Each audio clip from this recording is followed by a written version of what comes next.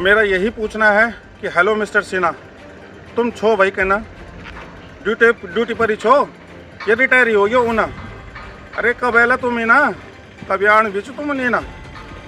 आप जानते हैं और मानते भी होंगे कि एक जिला चलाने के लिए आईएएस की पढ़ाई करनी पड़ती है और आईएएस की पढ़ाई में सालों लग जाते हैं, मेहनत लगती है।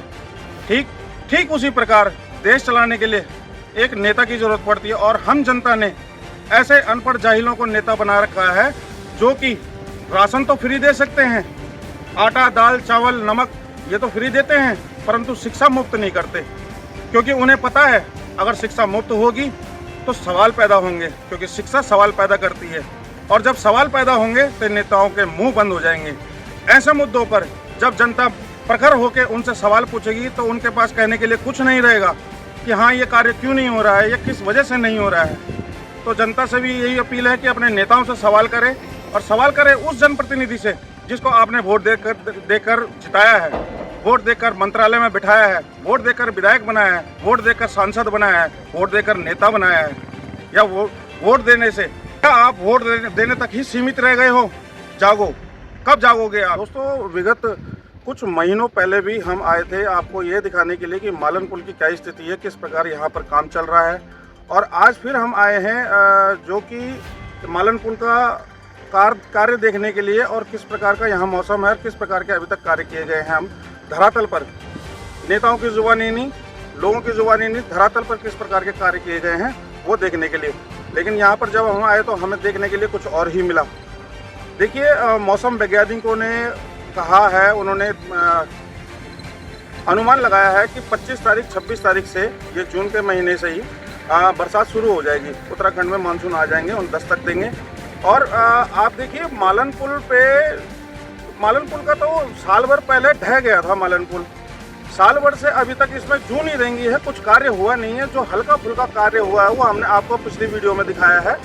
और एक इसके लिए विक्की भाई ने, जो कि बीजेपी के जिलाध्यक्ष हैं, उन्होंने मालन नदी में एक थोड़ा सा साफ सफाई करके और खोद कर यहाँ पर एक छोटा सा रास्ता बनाया था। परंतु अगर आप सोचिए, अगर बरसात शुरू होती है और ये मालन नदी अपने विकराल रूप में आती है या फिर कोई बादल फटता है या कोई पानी का जल प्रवाह इतना ज़्यादा होगा तो क्या ये रास्ता टिक पाएगा?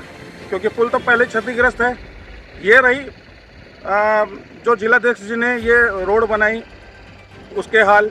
अब उसके बाद ले लीजिए कि जो साल भर पहले जब ये पुल ढहा था, हमारे विधायक जी हेलो मिस्टर सिन्हा, जो कि फेमस हुई हैं अपने उस टाइटल से, उस डायलॉग से, तो हमने सोचा कि इनका नाम ही रख देते हैं हेलो मिस्टर सिन्हा। तो जो हेलो मिस्टर सिन्हा ने 1,70,00,000 रुपए की लागत से नीचे आपका रास्ते का निर्माण किया था, कच्चे रास्ते का निर्माण किया था ह्यूम पाइप लगाकर। क्या आप क्या सोचते हैं कि अगर मालन नदी अपने पूरे वेग से आएगी तो क्या वो रास्ता टिक पाएगा? जब पुल नहीं टिक पाया है तो वो रास्ता कैसे टिकेगा? तो कहने का तात्पर्य ये है कि एक साल से नेताओं के कानों में जूं नहीं रेंगी है। ये देखते हुए भी, ये जानते बूझते हुए भी कि भावर की जनता का सीधा लिंक कोटद्वार से इसी पुल से होता था। और कोटद्वार के लोगों का जो सिगड्डी ग्रोथ सेंटर जाते हैं या अपने व्यावसायिक प्रतिष्ठानों में जाते हैं या फिर कोई नौकरी पेशा लोग हैं वो जाते हैं, सबका आवागमन इस पुल से ही होता था। परंतु अब देखिए, विगत एक साल से कोई भी किसी प्रकार की भी इस पुल से आवाजाही बाधित है और ये बस इन रास्तों पर डिपेंड करती है। मैं कैमरामैन से कहूँगा कि दिखाएं जरा ये रास्ता किस प्रकार, कितनी आवाजाही, कितना रिस्क लेके ये लोग अब इस बरसात में यहाँ पर आवाजाही करेंगे। मुझे तो नहीं लगता कि ये बरसात में, अभी 2 दिन पहले 5 मिनट की बारिश हुई थी, उसकी वजह से देखिए ये तालाब बन गया। अगर बारिश पूरे वेग से होगी तो किस प्रकार ये रास्ता टिक पाएगा? नहीं टिक पाएगा। सत्य मौन इसलिए है क्योंकि उसको पता है, क्योंकि कुछ बातों का जवाब समय आने पर ही दिया जाता है। ठीक उसी प्रकार जनता भी मौन इसीलिए है कि जनता को नेताओं ने केवल अपने वोट बैंक की राजनीति तक सीमित कर दिया है और जनता ये जानती है, जनता को सवाल पूछने का अधिकार खत्म कर दिया गया है और जनता ये जानती है कि नेताओं को जवाब किस प्रकार देना है समय अनुसार, समय आने पर। तो मेरा नेताओं से, राजनेताओं से या फिर जो हमारे अधिकारी लोग हैं या प्रशासनिक अधिकारी, मेरा केवल उनसे आग्रह ये है, उनसे कहना ये है कि जागो, अब तो कम से कम जनता के लिए कार्य करो, इस पुल का निर्माण करो ताकि जनता अपनी आवाजाही तय कर सके, सुनिश्चित कर सके और आपको धन्यवाद कर सके।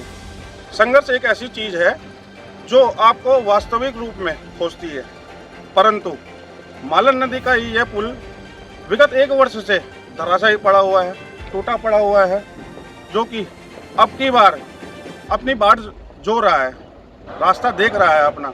कोटद्वार भाबर की जनता अपना अपना रास्ता खोज रही है, अपना विधायक खोज रही है, परंतु विधायक साल भर में एक या 2 बार दिखाई दिए होंगे, वो भी ये कहते हुए कि ये पुल दिसंबर तक बनकर तैयार हो जाएगा जनता के लिए। पर मुझे नहीं लगता कि जो अभी ये बरसात दस्तक दे रही है, 2 महीने के लिए 3 महीने के लिए तो कार्य बाधित हो जाएगा, परंतु दिसंबर तक ये कार्य कैसे पूर्ण हो पाएगा हमें नहीं लगता। कृपया ये सुनिश्चित करने का कष्ट करें।